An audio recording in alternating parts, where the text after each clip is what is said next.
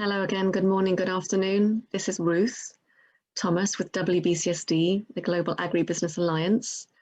I think we can get started now. People are still going to be joining, but thanks to those that have joined so punctually. I hope you can all see my screen. I'm actually going to switch my video off for the most part of this to spare my bandwidth.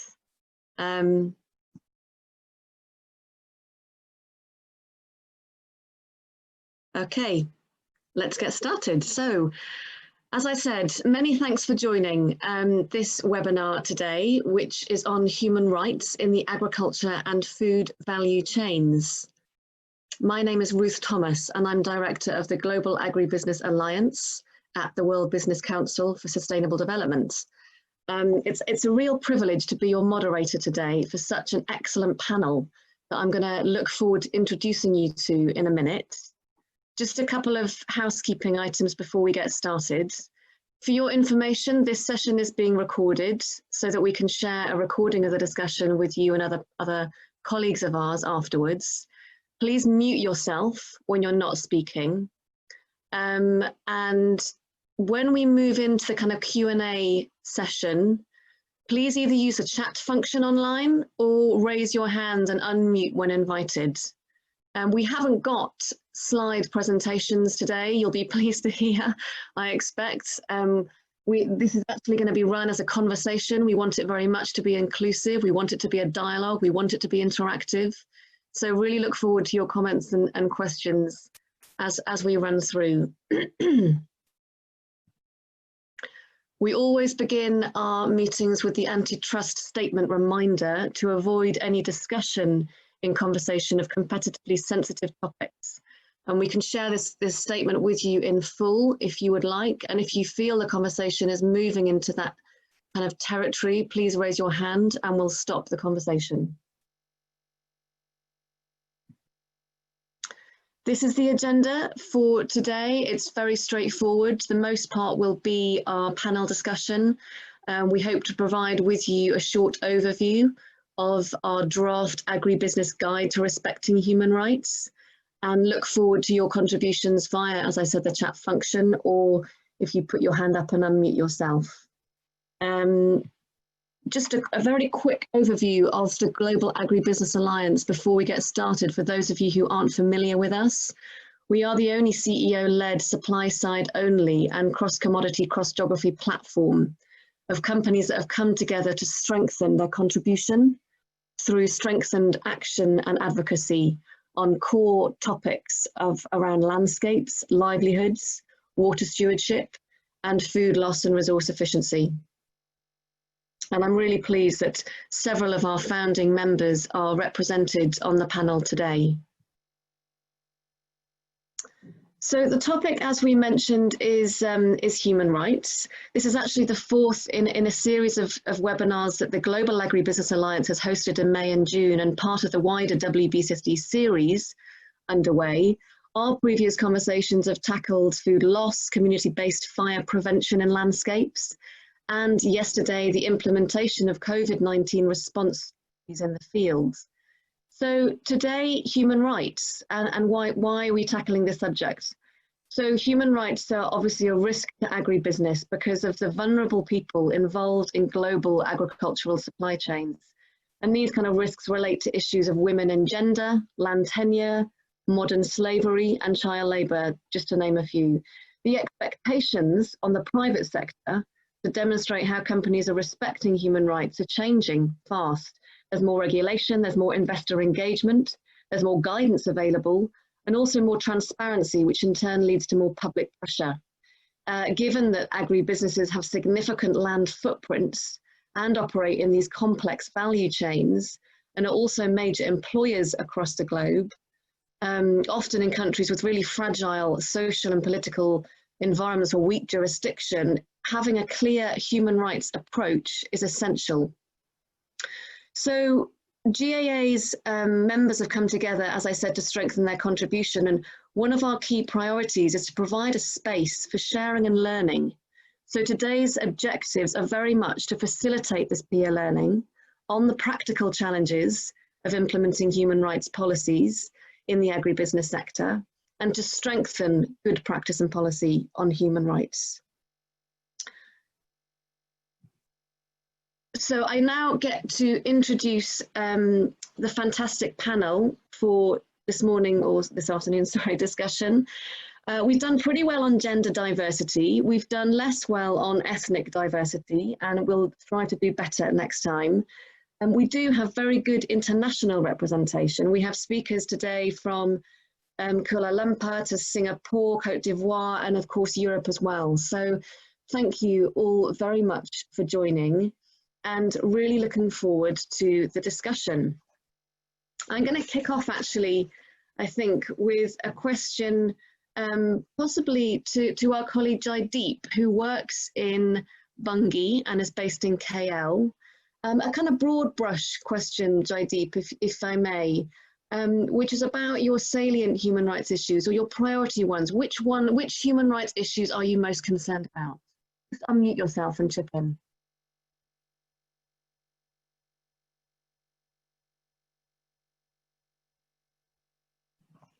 I'm assuming. Jaideep, if you're speaking, we can't hear you. You might need to unmute yourself. Are you there? Hi, Ruth. Can you hear me now? Ah, great. There's a lot of noise certainly. at the back. Okay, no, I can't hear too much interference. That sounds great. Please go ahead. Maybe introduce yourself and your role briefly, and share with us the most pressing human rights issues for you and the work you're doing with Bungie. Good afternoon, everyone. My name is Jadip Singh. I'm based out of Kuala Lumpur, Malaysia. Ruth, there's a bit of noise at the background. I'm not sure if it's because you're not mute or if it's any other reason. I'll see if that.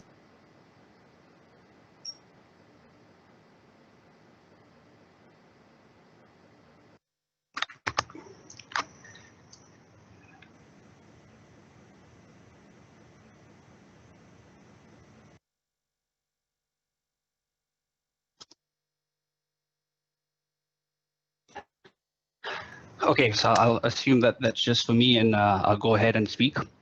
So yes, my name is Jadip Singh, Sustainability Manager for the APAC region, Bungie, subsidiary Bungie Lotus Rockland. I manage and lead most of our sustainability implementation projects across Asia Pacific.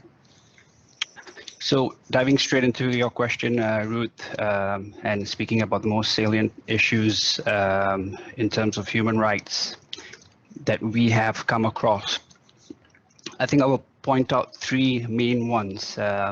First one being terms of employment, contract. Second one being forced labor. And the third one being ethical recruitment. These are most concerning, as we have found that these are the most current and pressing issues, at least here in Malaysia. I wouldn't say that it's an evolution per se when it comes to social compliance and human rights approach, and I believe that that goes hand in hand. But in terms of how we were able to identify these issues, there were various ways to doing that. A commitment to identifying and addressing the root causes of these issues were executed.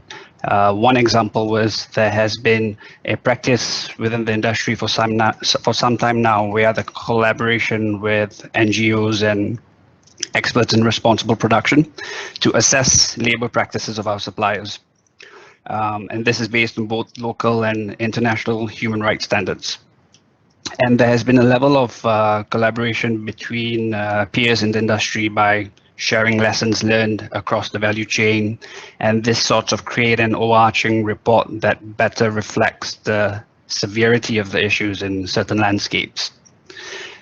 So we've worked with a number of NGOs to conduct studies in sending countries such as Nepal. We have collaborated with experts in responsible production for assessing our supply chains in Peninsular Malaysia and Borneo, as well as participating in multi-stakeholder working groups. We conduct a lot of these exercises within the landscape that we are mostly involved in this case, Peninsular Malaysia. And a lot of this sharing of information goes between the peers of our industry within the same landscape who do quite a bit of the similar work with other suppliers. And this sort of gives you a broad understanding of the most pressing issues within that landscape. Yeah, that's more or less the explanation. Thanks, Jaideep. I'm really interested and not at all surprised to hear about the importance of collaboration and sharing. And that's certainly something that I think we'll come to in a bit. I'm just wondering if anyone else, and please do, as you answer the question for your first question, please do, as Jaideep did, introduce yourself and your role very quickly. I'm just wondering, maybe Julie, if you'd like to step in and talk about the most important human rights issues that you're working on and why. And in particular, given that Olam were also part of a discussion we had yesterday about COVID-19 response, maybe a specific angle of the impact of a pandemic on the human rights approach and response. Thanks, Julie. I'm going to mute myself. Sure. Hi, everyone. My name is Julie Green, as you can see, and I'm focusing particularly on the social and livelihoods aspects of sustainability with Olam. So some of the key issues that we work on and that we believe are concerns in our supply chains are around laborers as well, and I think this is one that Jaideep just mentioned. So labor conditions from like our farm laborers can be a concern. For example, their equal pay in certain countries is not happening. So people will say outright that, you know, we pay men laborers this much, we pay women laborers that much, and why? Just because, you know, this is the way things are done.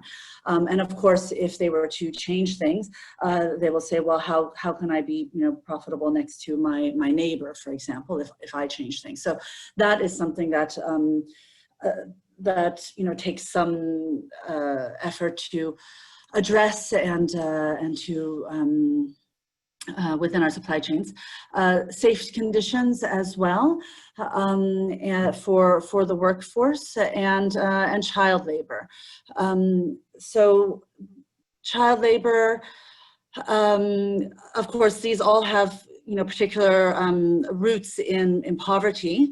You know, most people do not want to send their children to the fields, as I'm sure everybody on this call is aware. But you know, if there's no schools available, if they really feel they need that additional labor to farm successfully, then they will do so.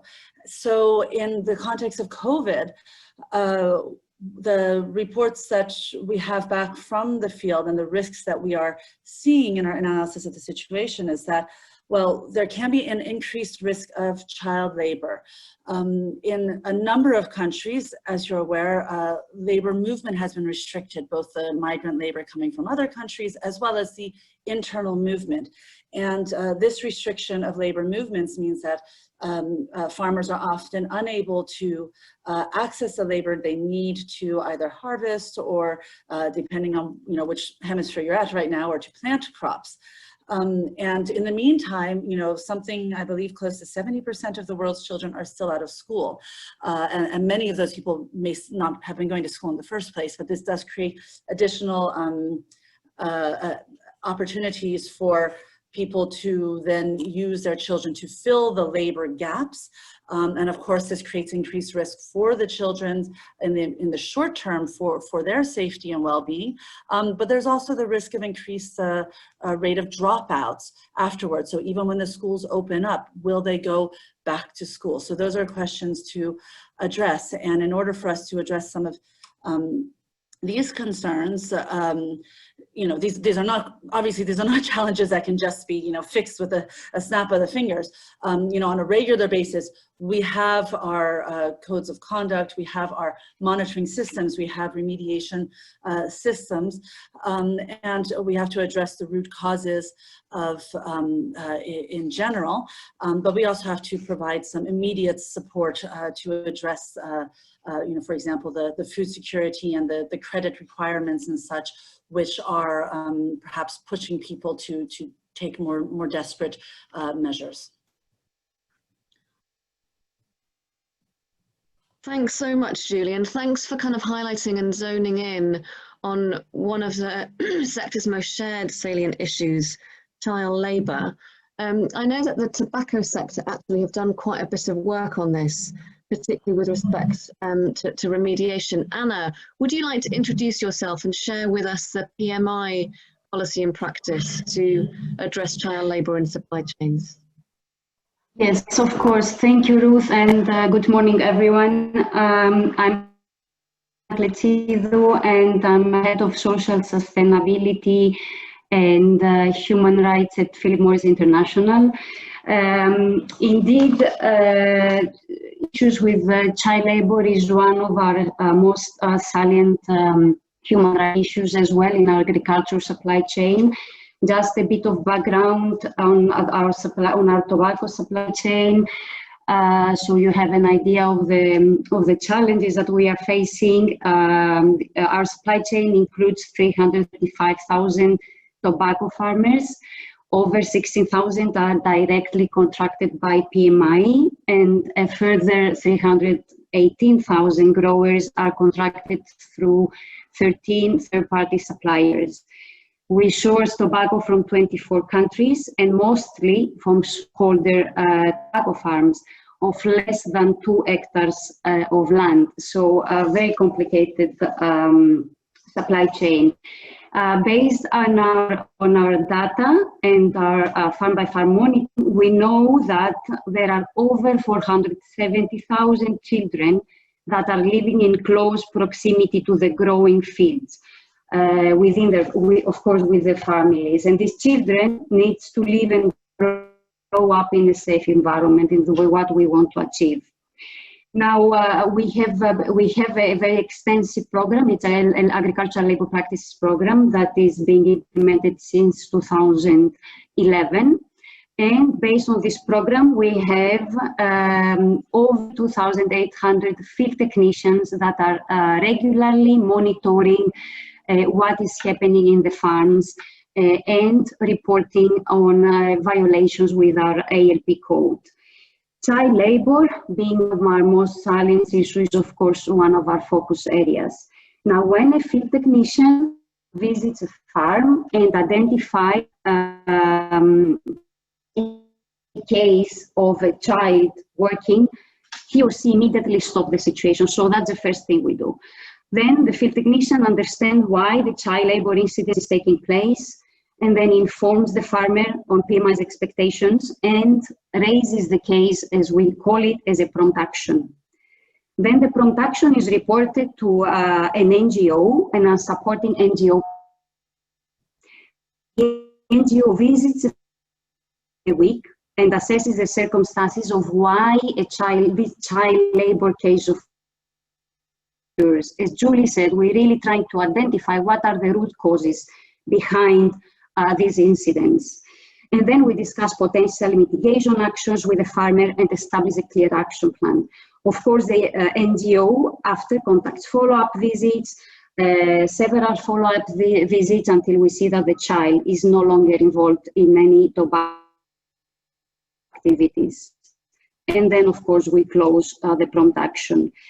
What it would be interesting for this Odessa thing is the support and the mitigating actions that we are trying to give, and this is done on a case-by-case analysis. So we consider the age, we consider the different circumstances, and we consider as well the work that the child was performed. Now, the supporting initiatives that we are putting in place may include awareness raising and training for all people involved in tobacco growing, efforts to strengthen school access and attendance through provision of school kits and school materials and scholarships. We are testing school feeding programs, after school activities, summer school, and this is important because depends when the child was actually found to work. Depending on the age, we use childcare, we invest on childcare centers and improving schooling infrastructures. For older kids from 14 to 17, We provide vocational training, e-literacy training, classes, and overall other initiatives that would ultimately improve the housekeeping. For women's empowerment, we have identified women as drivers of change. We support women through microfinance, through VSLAs, Saving and Loans Association, and many other activities. It is a very complex human rights issue. We have committed in our latest report, we have a very clear target. We want to have zero child labor in our tobacco supply chain by 2025, and we do put all our effort behind it. Thanks so much, Anna. I think it would be, really interesting for everyone if we just stayed on the topic of remediation for a while. I know that all the panelists could probably make some really insightful and significant contributions to the remediation action and challenges within agribusiness. Just in view of trying to get around the table, as it were, I wonder, Barbara, if I could come to you for any comment that you might have, particularly on maybe how your organisation is working on remediating a human rights issue, for example. Please introduce yourself as well. Sure. Hi, everyone. I am Barbara Wettstein, working in the public affairs team in Nestlé. I'm a public affairs manager responsible for responsible sourcing topics. Actually, I would like to kind of build on what Anna was saying on child labor, because we have similar systems in place when it comes to child labor in our cocoa supply chain, where we have implemented since 2012 a child labor monitoring and remediation system together with our partner International Cocoa Initiative, ICI, in Côte d'Ivoire and Ghana. And it's basically, I think, the same type of system where we have activities to raise awareness about the dangers of child labor among cocoa growing communities, where we explain really what are the distinctions between what a child can do or is allowed to do and what he cannot do as per the International Labour Organization's recommendations and local legislation. The system allows us as well to identify children who are at risk of doing dangerous activities through, for example, household visits or farm visits. And when cases are found, we actually provide also remediation support, the same type of things that Anna was actually saying, like provision of school kits if we see the parents cannot afford the uniform or any items that the kid will need to go to school, or birth certificate. In Côte d'Ivoire, if you don't have a birth certificate, you cannot go to secondary school. So by assessing what is the root cause of child labor in a specific family, we provide very targeted remediation support. And usually we actually provide more than one remediation. And over the years, it has helped us to get around half of all the children that we had identified in child labor out of child labor. But what I actually want to talk a bit more about is actually the challenges. So we see that we're not able to solve actually all cases of child labor. Sometimes we actually solve it for a while, and when we do a follow-up visit, the child has relapsed. Also, the system is quite heavy and it's quite labor and resource intensive. Today, we have the system in Côte d'Ivoire in all our cocoa plant cooperatives. So that's about 1,700 cocoa growing communities, and that covers 78,000 children. And that's quite resource intensive, and it's not providing 100% results. So I think this really shows that and that's where I want to go, to actually address really the child labor challenges that we face in a country like Côte d'Ivoire, but also in other countries. What's really necessary is to go beyond this just supply chain approach and really collaborate. And that's why we're participating in different organizations and in different initiatives that are pre-competitive or multi-stakeholder to really address the systemic issues that we cannot solve as a company alone or within our supply chain alone, but to really collaborate on these root causes. And for example, if we take cocoa still as an example, that's why we recently joined a partnership with the Jacobs Foundation, the government of Côte d'Ivoire, and the cocoa and chocolate manufacturers, with the objective of boosting the quality of education and early childhood development. So just to summarize, we have systems in place to assess and address the risks of child labor, or other types of human rights, but we also think this is only part of the solution, and we really need to collaborate at an industry level, at a landscape level, to really address the systemic issues. Thanks, Barbara. I think all the panelists so far have highlighted the role of collaboration, and I too am chomping at the bit to get there, but we're going to hold off just for a few more questions. Would anyone else, I'm wondering if Jaideep maybe would like to come in specifically on this question around remediation, or anyone else? Jaideep, did you want to come in on that? Yeah, sure. I think I can elaborate more on from where I stopped earlier in terms of the work that we have done, and when that work, such as the various mill assessment programs over the years that is done with our suppliers, and then working with our peers in the industry to collaborate on creating those OR2 reports. Those findings are then used to be shared with government bodies, the labor ministries. That includes suggestions for remediation. Within the supply chain, I think the root cause of most of these challenges is that the company's lack of awareness and knowledge in matters related to the recruitment of migrant workers. And so the solutions, therefore, are centered on identifying the gaps, developing the company's recruitment policies, raising awareness on the issues, and increasing knowledge in the processes at all levels of the recruitment chain. So these are things that we can remediate within the supply chain. And we are now providing toolkits to our suppliers to support them in developing the solutions. And one example of that is the due diligence toolkit developed in collaboration with Earthworm, with support from Bungi and other peers. And this is used specifically to tackle the issues of ethical recruitment. But I think there's more than this that goes beyond the supply chain, right?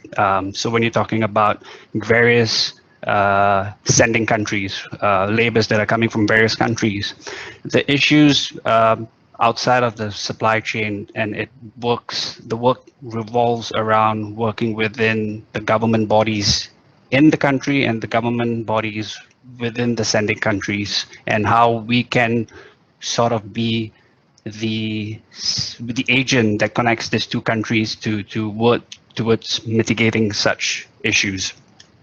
So once this toolkit is rolled out, and once we are able to do the work within the capacity of suppliers in the supply chain, that would be the next step of how we want to tackle the issue at a larger scale.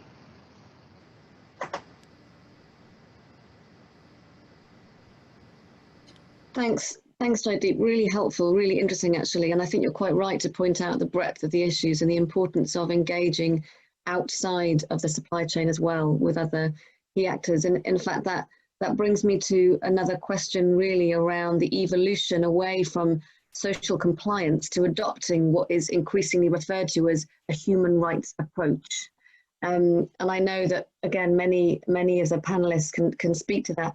Julie, is that something you'd like to talk about? I know that Olam has done a lot of work and kind of bring to life a little bit about what that evolution from compliance to a human rights approach means for Olam and the work that you're doing. Oh, sure. Of course, the first step is compliance. It is making sure people are aware and that we have a shared understanding of what are the human rights concerns in a particular environment, and what's sort of a minimum standard. And then, I think it resonates with what some of the prior speakers were saying, figuring out how do we then address a concern that comes up. But the human rights approach really looks more proactively and more positively at how do we, empower people to take control of their own lives, to take control of their decisions, to seek a better economic future. And that starts from children by empowering them through access to education. Some of the methods that Barbara spoke about that we're also applying, including through supporting access to education through the birth certificates program, support to schools, and sensitization around the importance of keeping and sending children to school. It goes to the level of youth. How can we help youth to address some of the challenges, especially, in agribusiness, youth may lack access to vocational skills, farming skills, but also sort of managing their farm as a business. They may lack access to land. This is also a shared concern for women often. So we've been experimenting with some models, for example, in Cote d'Ivoire cotton, where we basically negotiated with the chiefs on behalf of the youth, with village chiefs, to say, okay, we know that normally youth are attached to their families' farms and they can continue doing that, but youth are our future, and can you allow to give a piece of land for these youth to farm, to practice, to learn, and we'll also commit certain support to them in terms of education and credit and such. So that's given them their first foothold on their own piece of land that they can make decisions about, and it prepares them to be, professional farmers later in life. So, it goes up in ages from the children to the youth, as I mentioned. And then, of course, I think our livelihoods approach, which looks at people's access to skills, to the means to be productive, to the social structures, strong cooperatives, a voice in those cooperatives, particularly for women and for youth again, by promoting these participation, by promoting voice, and by promoting economic skills, we can address some of the human rights concerns and some of the root causes of these human rights concerns broadly across our supply chains. And these approaches obviously have to be adapted to the situation. And to do this, of course, we also use a number of tools for risk identification, both at a high level and through ICT and at a ground level as well. But I'm not sure if that's the subject of another part of the conversation. So I'll leave it there. Thanks, Julie. Sorry, just scrambling around trying to unmute myself. Really, really helpful and really interesting. You point out the role of, I guess, a human rights approach in enabling a more holistic and strategic approach to tackling the root causes of some of these big human rights issues. And actually on root causes, I've had a suggestion from the floor to ask the panel around the root causes of child labour and the kind of role or implications or opportunities, I guess, for agribusiness. Catherine, very nice of you to join us today. I just want to, AB Sugar, as one of the largest world sugar producers, of course, have a lot of experience in child labour, but also tackling the root causes. And I just wondered if you would like to introduce yourself briefly and make comment on your own experience. I'm just scrabbling around to unmute as well. Morning, everyone, and thanks very much, Ruth. Yeah, I'm Catherine Teague, and I'm the head of advocacy, and I look after our global sustainability framework, Global Mind, Local Champions. I think that is the question that's come from the floor is really, really important. Really understanding what's driving some of the challenges in our supply chain remains and continues to be one of the toughest parts of then trying to tackle it. we are in 6 African countries. We're also in China and Europe as well, and our supply chains are predominantly in the sugar industry.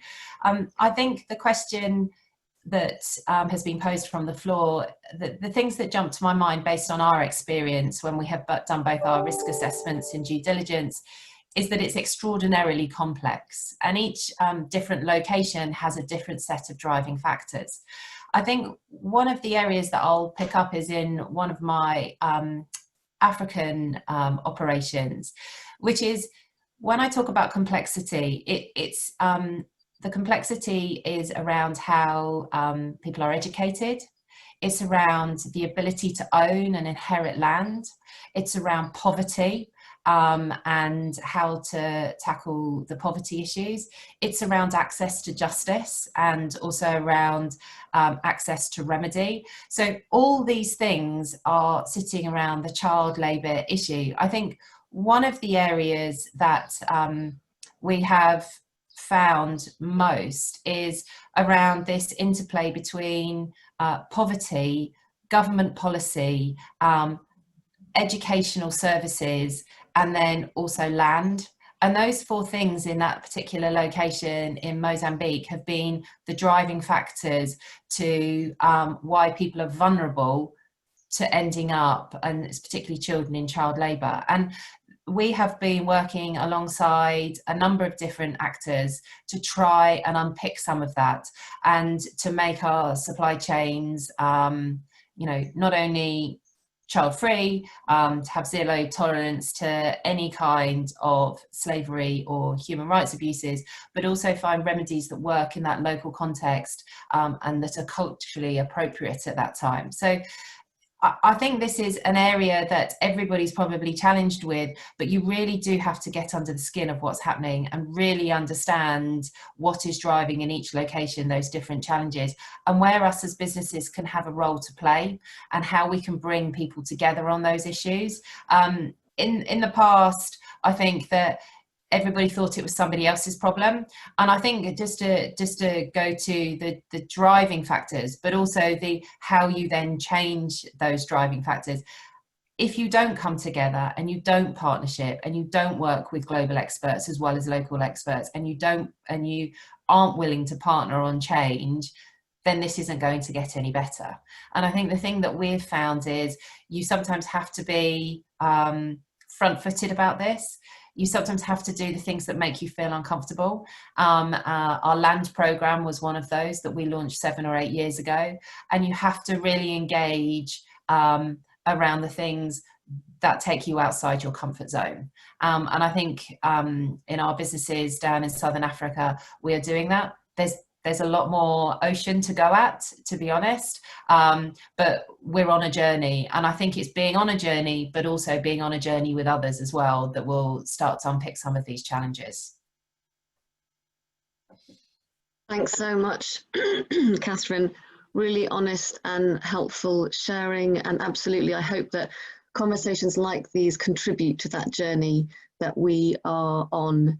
And actually a good segue into a question for one of our GAA founding members. Anita, I'd really love to come to you. You're a senior VP at Golden Agri Resources, one of the largest palm producers with big operations in Indonesia, and a lot of experience of trying to also tackle the kind of root causes and remediation and implement grievance mechanisms at the company level.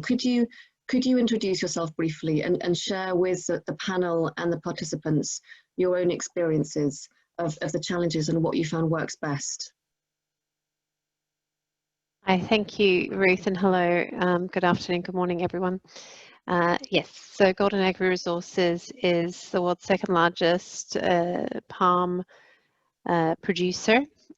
Our main operational footprint is in Indonesia, where we have about 500,000 hectares of palm oil plantations that are our own operations, and then we have also an extensive supply chain, buying from some 430 odd mills and tracking through them to obviously many estates and tens of thousands of smallholder suppliers as well.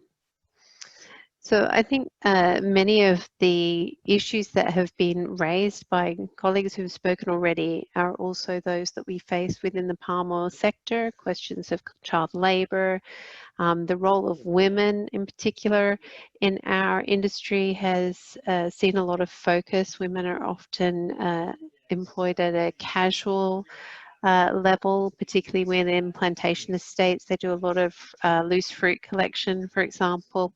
That's been an area of focus within the industry. And we've also got a range of issues around contracting, occupational health and safety, the use of PPE, personal protective equipment, and so on. So many of the issues that others have mentioned, we are also facing. And I think you know, the experience of GAR has really reinforced to us that whilst there are things that we can do directly and particularly within our own operations, our ultimately, we need to work collaboratively in order to be able to address these more systemic issues. And I'll just take one example, which we, with other leaders, progressive companies in the palm oil sector, under the auspices of a Decent Rural Living initiative, are focusing on. And ironically, it's an area that GAR is interested in, but we're not leading this particular pilot project, but it's on contract innovation, particularly for casual workers or part-time workers in the labour force. And the 5 companies that are involved in the Decent Rural Living initiative, that includes GAR, Wilmar, Cargill, Musamas, Sime Darby, we have identified that through consultation with relevant stakeholders, labour unions, worker representatives, the ILO and others, as well as drawing from the expertise and knowledge of our own in-house human resources teams, we've identified areas where we feel that there would be best opportunities for us as business to really engage and to make change happen, to improve human rights, labour rights in particular, in our sector. And one of the areas of focus was the disparity in capacity to understand what are relatively strong, in many cases, labour regulations through Indonesia. So the disparity between the understanding and knowledge of the unions and worker representatives at the table versus HR representatives. And the feedback from HR representatives in the companies was that in some cases they felt that they were putting themselves in a position to be accused of coercion when they were seeking to explain what the regulation was so that union officials or worker representatives could better advocate for those workers. So this is an area that the Decent Rural Living Initiative is looking at. It's an area that affects us all, and so it doesn't make sense for just one company to address it on its own. And we're also, beyond contract innovation and looking at it through that lens, we're also looking at the potential for initiatives like multi-company collective bargaining agreements, working with organisations like CNV, ILO again, and also GAPKI, the Palm Oil Industry Association in Indonesia, to see how we can explore setting some much clearer baseline contracts and agreements, and also do that collaboratively with worker and union representatives. So I'll just pause there, Ruth. Thanks so much, Anita. We can absolutely share the link to the Decent Rural Living Initiative as part of the blog piece that we'll write up on this discussion for those of you that like to learn more. I think we should just stay on the topic of kind of collaboration, collaborative action for a minute. Didier, maybe this is a good time, as someone who worked on social sustainability at the CGF, to share with us, you know, your experiences of which of these issues and how these issues can sometimes be best tackled through collaborative and collective action. Didier, do you want to unmute yourself and introduce yourself, please?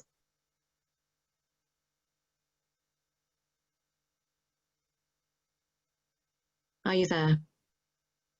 Didier, you may be on Hi, mute. sorry. Okay. Me struggling with technology.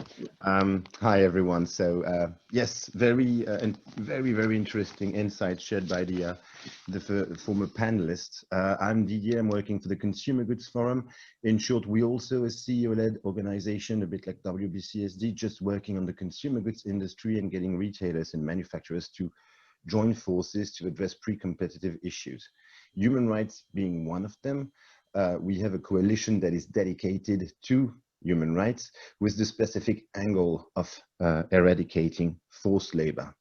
And given everything that has been said, from working on root causes to remediation, I think that what we tried to do is really to get back to the core and agree that there were multiple things that could be led by some of our members like Nestle at their individual level, trying to tackle some key elements of, you know, providing school uniforms, making sure children can get back to school.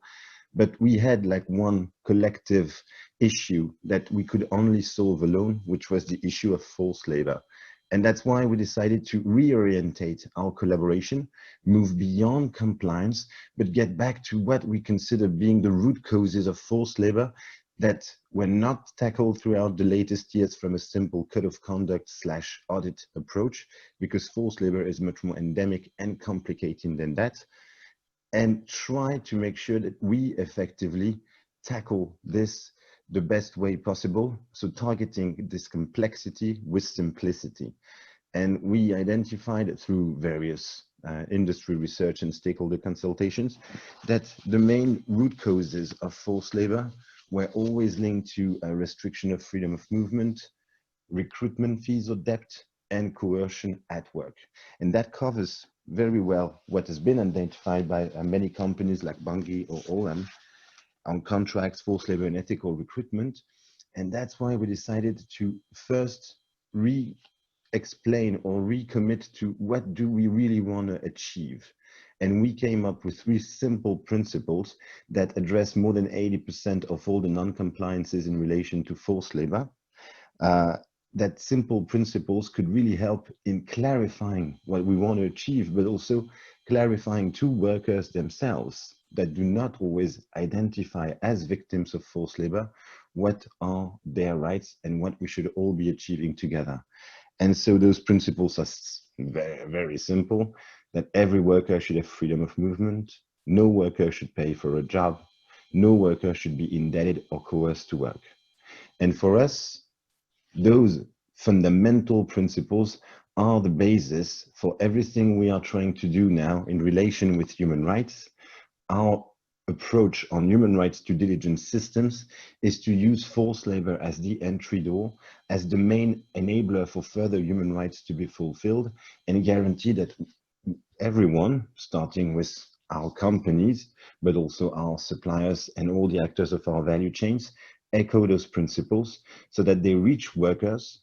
Because it's easy sometimes to try to do the best on human rights, but if people do not self-identify as victims of human rights abuses, which is currently the case, notably in agribusiness, because people have not the knowledge that they shouldn't be paying for a job, and so ethical recruitment cannot be happening as long as people believe that the more they pay, the better the job will be.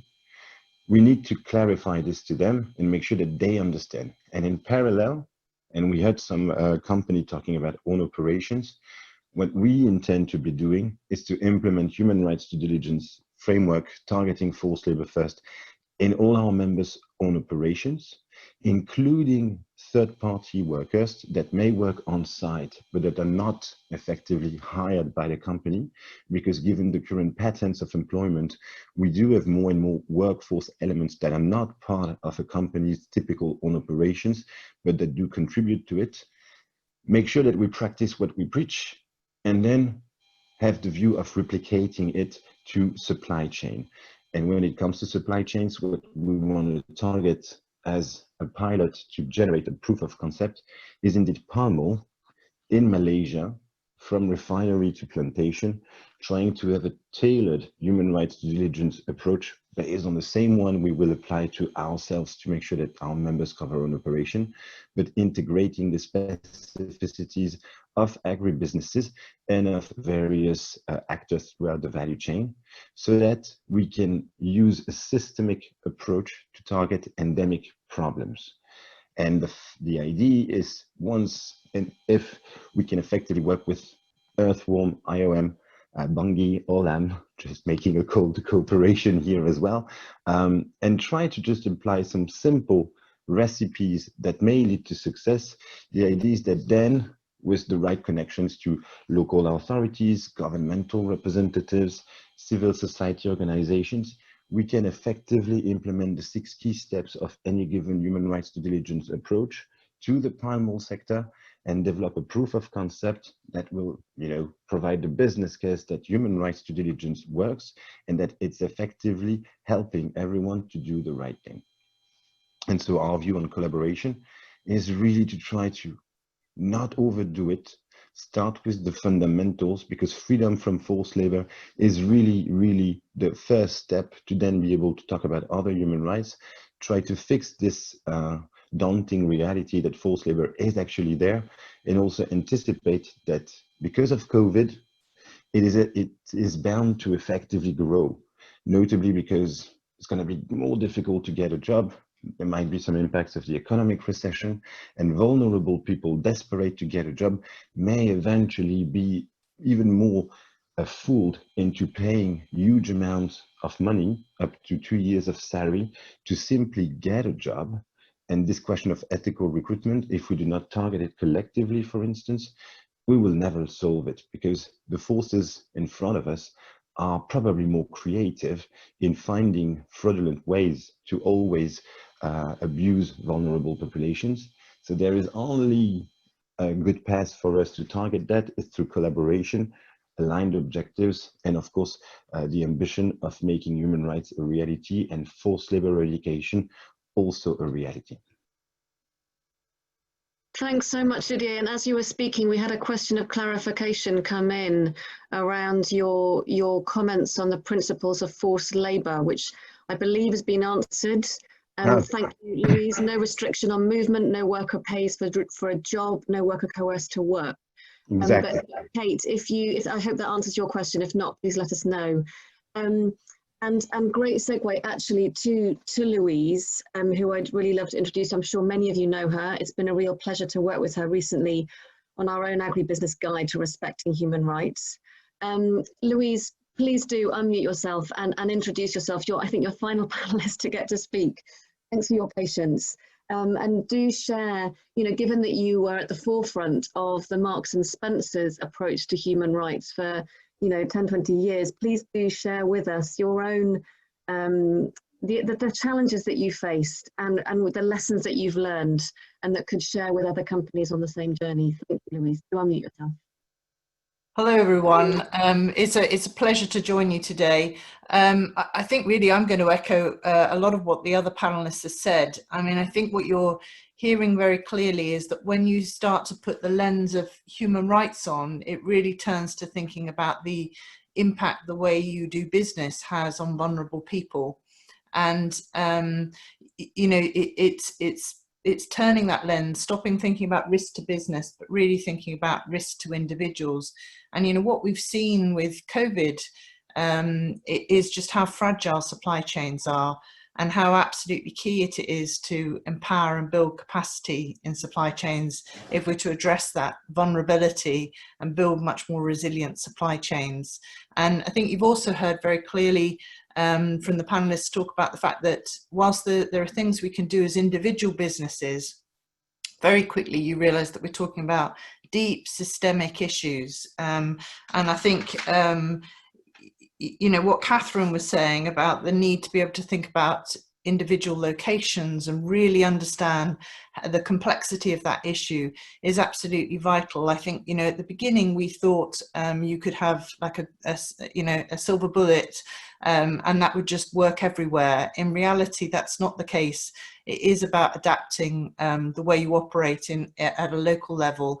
And you know, one of the challenges has been where we've taken very kind of single business approaches is that what you create is kind of silos of better practice surrounded by areas of inequality.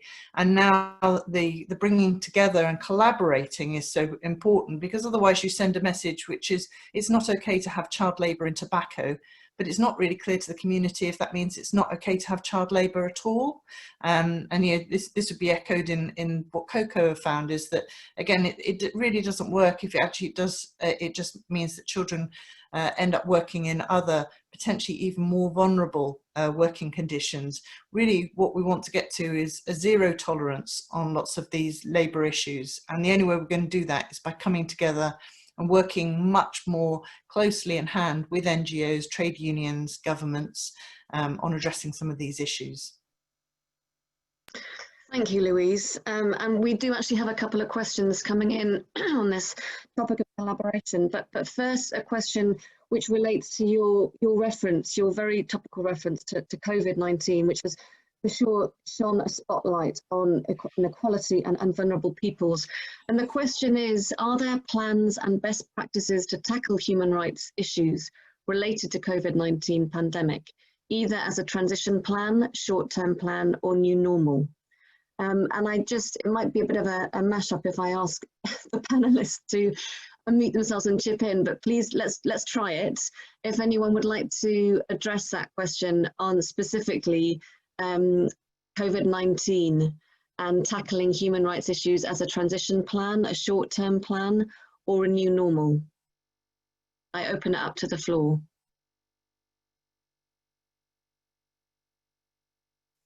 This is Julie speaking. I don't think that COVID-19 changes the reality of our need to address human rights issues and our concern for this. So it's not exactly changing the plans, but what we are doing as a very current and concentrated effort is trying to identify where human rights might be affected because of COVID-19 in the short term and the long term. And again, as I mentioned earlier, that's child labor is one of the areas that we address, particular concerns to women's and their livelihoods and their burden of unpaid work that may also affect their livelihoods is another one. And of course the impacts on migrant laborers as well. So we are working across our supply chains globally to identify where human rights may be affected, and then so we can take additional action in those areas.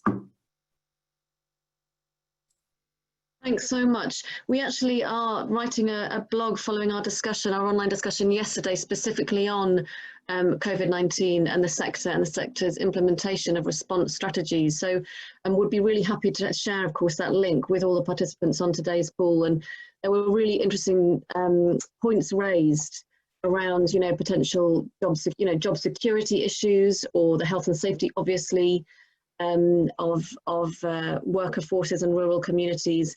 And interestingly, another thing that came up was how companies that have actually been exposed to previous pandemics, whether it's Ebola in Africa or SARS in Southeast Asia, have learned how to strengthen their responses. So yeah, really, really topical. Thank you. Now, I mentioned that we'd had a couple of things in on collaboration. I'm just going to check the chat box. So there's a question here from the World Benchmarking Alliance. It seems you are aware of your own challenges throughout the supply chain, so much so that you have remediation solutions and other excellent support functions, for example, for children. My question is, what do you need from NGOs? What is missing? What do you need to help you move faster or better in achieving your goals and helping to eradicate these very serious issues? So it goes to the heart of the need for collaboration across all key actors in the landscape and in value chains. So again, I'm just going to put myself on mute and open it up to the floor for any comments on the needs from NGOs. What's missing to help you move faster or better and eradicate these challenges? I don't mind coming in on this, Ruth. Thank you, Catherine. Just going quickly back to the COVID-19 pandemic, I think one of the things, you know, that I was heartened by at different points along this particular journey for us across our businesses is that many more questions were being asked about human rights and specifically about slavery and what you and I on this call would class as modern slavery. Because for the first time, we have been part of a number of pandemics and disasters across business supply chains, like many people on this webinar. But it's really starting to get through to the on-the-ground local teams about just how important it is to think about people, think about that within the context they're operating and ask questions. So I think one of the things coming out of this is that vulnerabilities that we hadn't really understood previously or in a colourful way have now come up through this pandemic, and we will now start to think about how to solve those.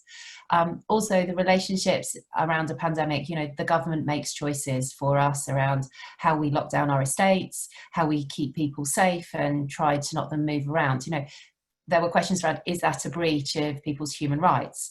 Does that put us in a difficult position? So all those things that came up during this pandemic, it's not just going to be about a transition plan or a short-term plan. I think it becomes a new heartbeat, and people then understand those things within those contexts. And I'm sure many of us on this discussion will understand that this pandemic is not, is it at the beginning, is it in the middle, or is it at the end, and how long will it last, and what will be the ramifications of that? So I think there's something about this particular debate and how we move forward that is really important. And I think the NGOs, and moving on to the second question, they are going to be our eyes and ears. We as businesses are busy doing the thing we do as businesses, so we need people to be our eyes and ears. We also need NGOs to have expertise that maybe in previous decades they either haven't had, or we haven't really realised the depth and their real on-the-ground understanding. And I think that's one of the new places that we're going to be trying to get our NGOs to think about.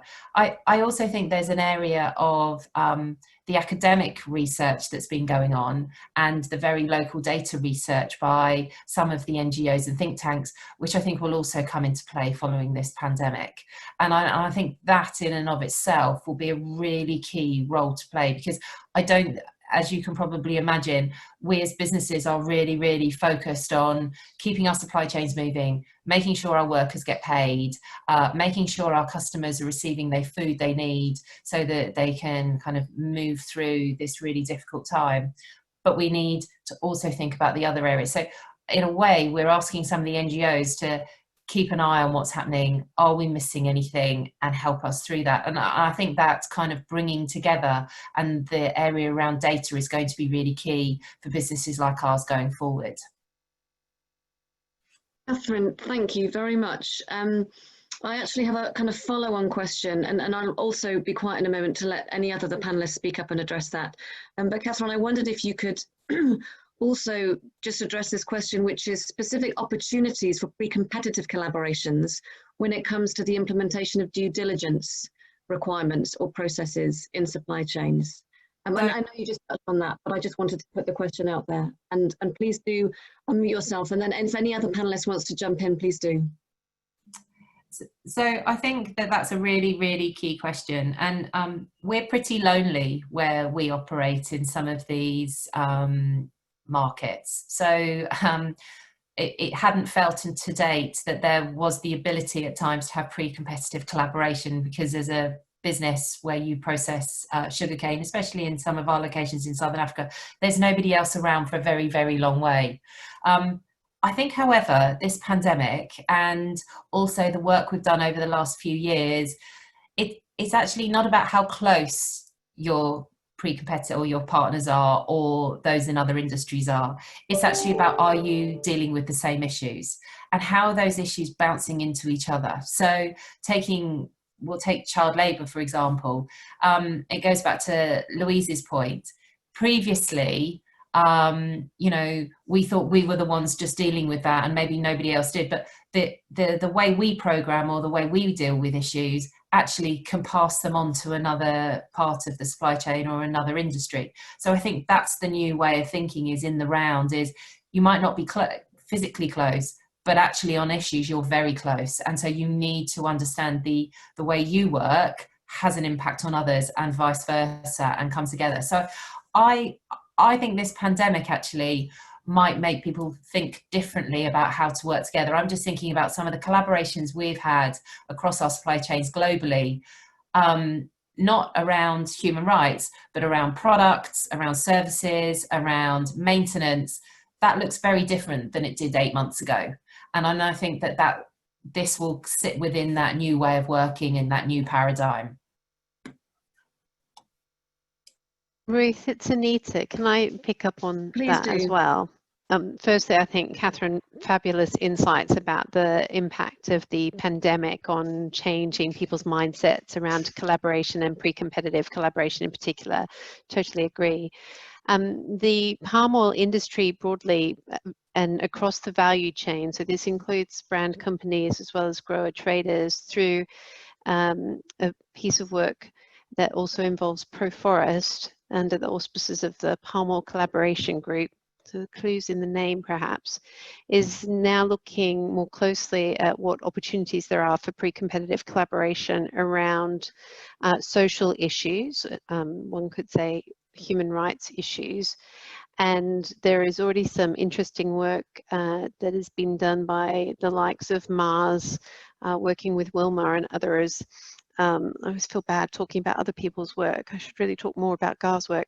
But they've done some interesting work on management systems and testing this idea of due diligence requirements and management systems and processes through supply chains. And actually, with Nestle's support, Gar has also looked through its supply chain from our own refineries and mills to third-party supply mills and independent smallholders even, to look at this question of process and due diligence requirements. So I think there's a great deal of opportunity to explore this space further, and it would be wonderful to think that something good could come out of a pandemic if we were more encouraged to work in these sort of pre-competitive collaborations. Thank you, Anita. I'm just going to pause before the next point in case anyone else would like to come in on pre-competitive collaboration or COVID-19 response. Yeah. I was just going to come in and say, I think one of the other areas that's an opportunity is around advocacy. And I think when businesses come together, and particularly when they come together with NGOs and trade unions, I think they have a very powerful voice to influence government. And we know that that in many of the sourcing countries that we're working in, there are some real challenges with government. And so I think that willingness to step up and have your voice heard can be very powerful in really making change happen. Thanks, Louise. Really important point. And we haven't talked much about the role of government in these types of collaborations. So thanks for raising that. I'm just going to pause briefly again in case anyone wants to. Yes, Ruth, this is Anna. If I may add some points on the pre-competitive collaboration from our experience and PMI. We tried a pre-competitive collaboration. We have been working in a multi-stakeholder partnership with industry peers through the establishment of the ECLT Foundation. So in this respect, through this collaboration, we try to find solutions to address the root causes of child labor issues in the tobacco growing. So ECLT builds a framework which is based on ILO conventions, the United Nations Guiding Principles of Business and Human Rights that all members have to align. So to reach align, reinforce the policies, expand the policies and principles, so we progress in eliminating the child labor issues. And on the specific questions on due diligence, this year actually we are working with an industry peer and a supplier in Mozambique and doing all together a human impact assessment in our tobacco supply chain. We don't have the results yet, but clearly this is an area where we need to work together to face all the systemic issues that we are facing.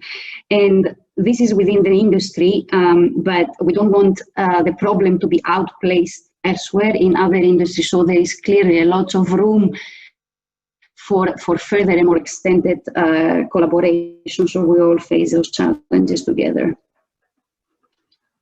Thank you. Thanks so much, Anna. And if I can come in as well, this is Barbara from Nestlé. Please do, Barbara.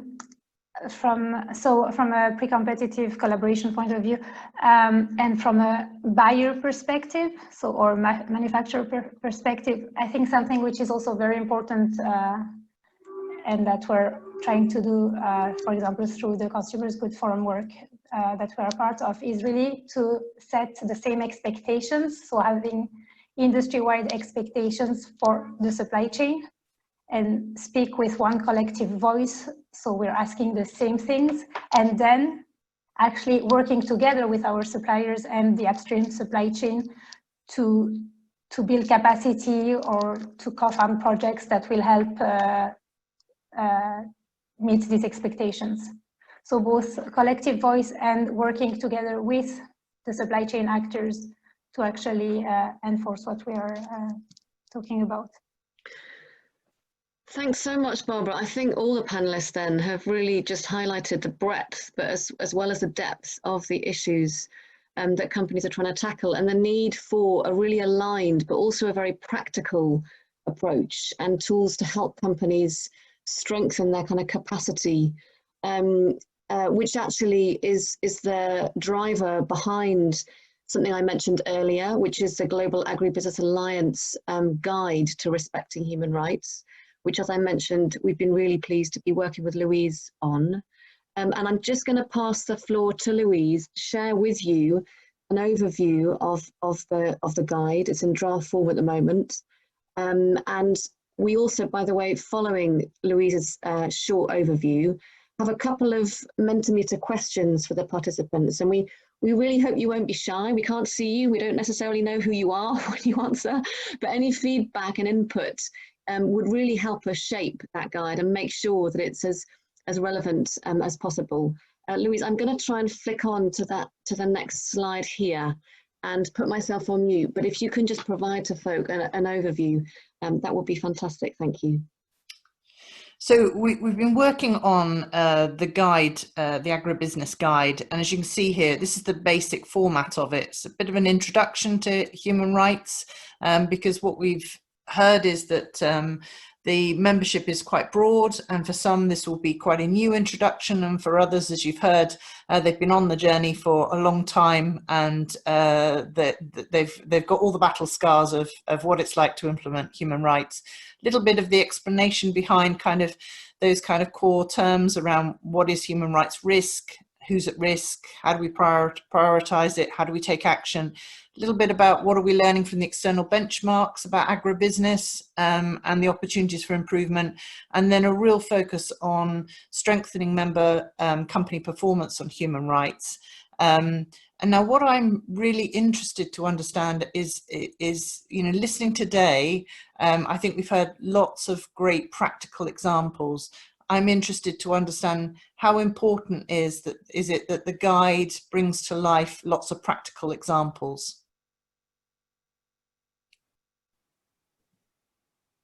Thanks, Louise, and you're quite right, and you've really helped steer us to help, on the one hand, companies navigate what can, as you say, be quite technical language within at least a kind of human rights policy space, and really pull out how day to day companies are coming up against these issues and what the practical solutions can be to help strengthen agribusiness response. I'm just going to ask my colleague, who's actually in Singapore, hi Melanie, if you could steal a screen and share with participants the poll to try and get their anonymous input and steer into this guide. Thank you. Hi Ruth, I've shared it here. Hopefully everyone can see. Go ahead to menti.com and use the code you can see here on the screen to answer these questions, and they should update live. I can see Tamara's also just put the code into the chat function, 356113, for those of you on your phone.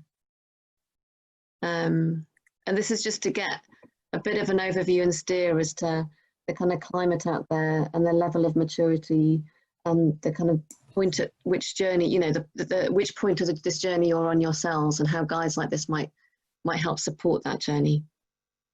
I know there's more than one person on the line.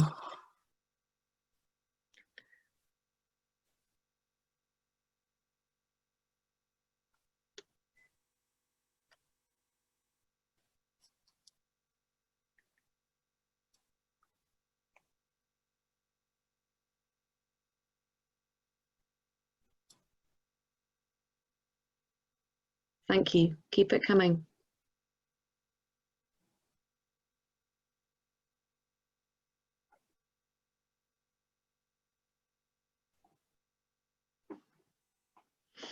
So interesting. Yeah.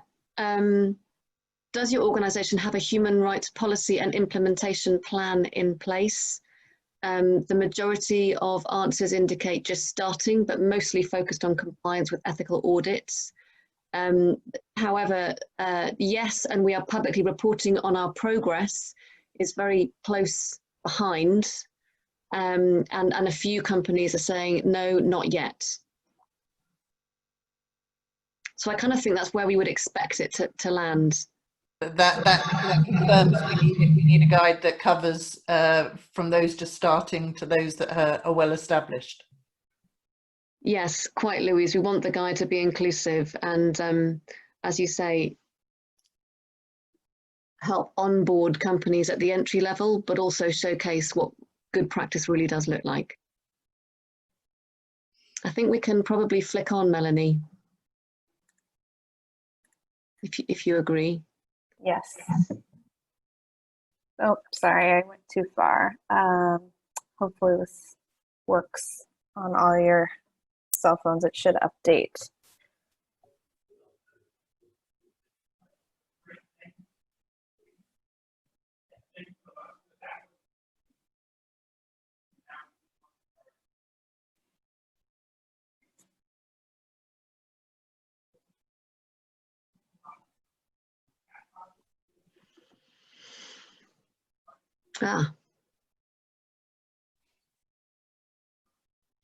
Any surprises, I wonder? We have child labour, land tenure, living wage, low wages, working conditions, contracting, gender, ethical recruitment. It's moving too fast. I can't read them all. Wages, women workers underpaid, forced labour.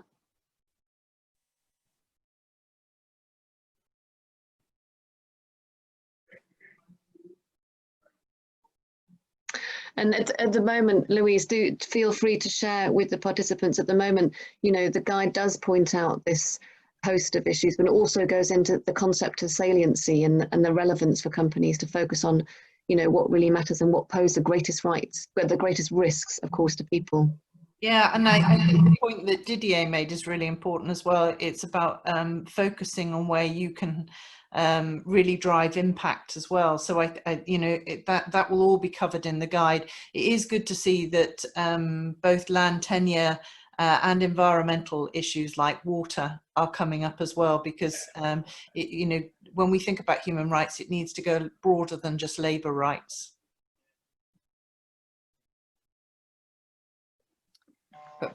Very helpful. And to that point, Louise, can I ask a question? Is that how do you intend to structure the guide? I mean, would you then segregate some sections, for instance, to cover everything in relation to forced labor, then things in relation to land tenure and possibly environment and or gender issues? Or would it be, I mean, how is the guide? Because I forgot to look at the page when you were showing the content of the guide. So I was just wondering how you will provide us information either by issues or as a holistic human rights guide approach? I think it's a really good point, Didier. At the moment, the brief was for a short guide, as we know that when you get into each of these topics, they can be a guide on their own rights. So I think that's a good challenge. It is whether or not this is an introductory guide with potentially in the future there being further guides that are very specific to the topics. What do people think in the chat would be helpful to know? Yeah, and just because I think that, you know, we really had like the problem of many companies, especially the least mature one, probably the ones that say either no or that, oh no, I have yet only compliance audits in place. They really then associate human rights with some sort of Pandora box, that once you open it, you'll be asked to look into so many different issues that you have no understanding at this stage. And so maybe just segregating and providing key hints on what to do for land tenure, forced labor, child labor, gender could really help for people to select the first issues they feel they can work on and really get them to start the journey and then accumulate other issues that they can cover. I think it's a good point. Yeah, we certainly don't intend it to be prescriptive at all. Melanie, do you want to flick on, is it the final one? There are two more, Ruth. Two more, okay. So next question, do you feel you need more information on what human rights issues are happening within your own supply chain? I wonder if anyone's going to say no. Yes, they do.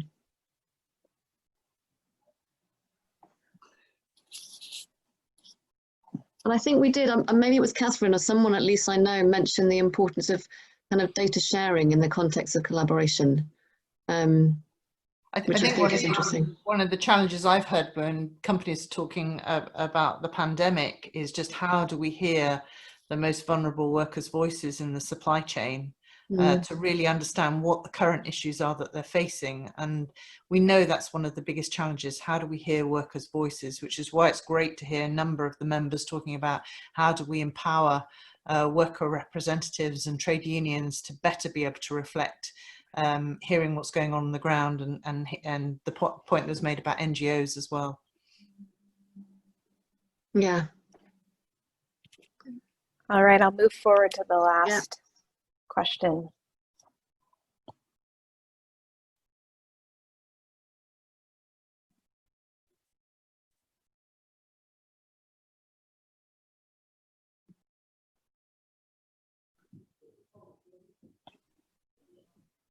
Interesting. Okay, so what topic would you like to hear more about in our next webinar? Lots of interest in using technology to empower and hear workers and growers' issues. Very interesting. And Louise, goes back to your point you just made on the challenges around really understanding, you know, from the farmers and communities themselves what the issues are. Yeah, it's also that we know that we need to have data and insight to back up the business being able to make investment decisions. So the better we can get about that, and you know, again, those who've been involved in COCO will know how do you get to one version of the data source rather than all the different stakeholders having a different version of data, which again doesn't make it easy to collaborate. Yeah. So, you know, there is loads of great tech out there, and again, a number of the members will be using some of that tech, so it'd be really good to be sharing what's working. Yeah. Well, this is really helpful intel, and we can certainly use it to shape further dialogues in the kind of broad agenda of human rights for this sector. So a lot of interest also in living wage, living income and modern slavery, less so on child labour. Really interesting, thank you. Melanie, do you want to, oh, I have to take over again, don't I? Yep, that was the last full question. Okay. Thank you. We've just had, I think, another question in. We're getting to the end of our time. I believe we've just had another question in. Let me just check the chat function, which is quite pertinent actually. I'll do my best to tackle this, and maybe I'll ask one of our panelists to support. So we've had a question: is GAA or any other institute intending to unite pre-competitive supply chain due diligence across products or regions. There seem to be a very wide range of initiatives, hard to work on all individual initiatives if you're a multi-product, multi-region player. Fantastic question, and I'm sure that we have many panelists that would like to address that very quickly. Just my 2 cents is, unite, I'm not sure that that's within our scope, but absolutely to lift and share and align for sure. But I wonder if Anita perhaps or Barbara or anyone else, Jaideep, would like to come in on this. So it's about uniting pre-competitive supply chain due diligence because it's difficult for multi-product or multi-region players. Yeah, if I can come in. I think a practical next step we could take is actually to see how we can, and I think we already discussed it, Ruth, but how can we collaborate more between Consumers Good Forum, the Human Rights Coalition and GAA, since we are working towards the same objective, which is to implement human rights due diligence across supply chains. So yeah, you're quite right. As a practical next step, we could aim to start this collaboration ASAP.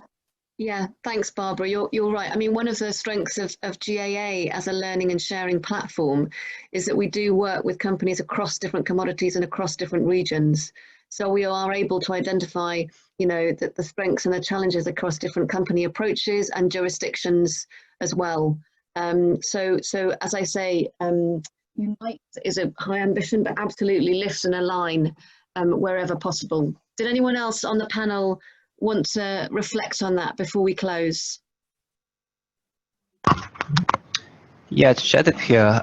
Perhaps I could just quickly add that it would be useful to collate the success stories that has been happening in various different commodities, like the cocoa program in Ivory Coast, the living wage initiative that's done within RSPO in Malaysia and Indonesia, and many others. And this broad spectrum of initiatives can be collated within GA as a sharing platform. Thanks, Jaideep. Absolutely. In fact, we do host communities of practice to help companies, yes, peer learn and joint problem solve and knowledge share, absolutely. And not just always on the successes, but also on the failures and challenges too, so that companies can really learn from one another. We're gonna close now. We've reached 1:30, but I'd just really like to extend a huge thanks to all the panelists for their really honest and insightful sharing. Really important topic, and I hope that we'll be able to reconvene in line with your feedback and input that we've just received, and we'll also look forward to sharing with you our guide on completion. But many thanks for joining participants as well, and really hope you found it a useful discussion. Thank you all, and have a great day or evening.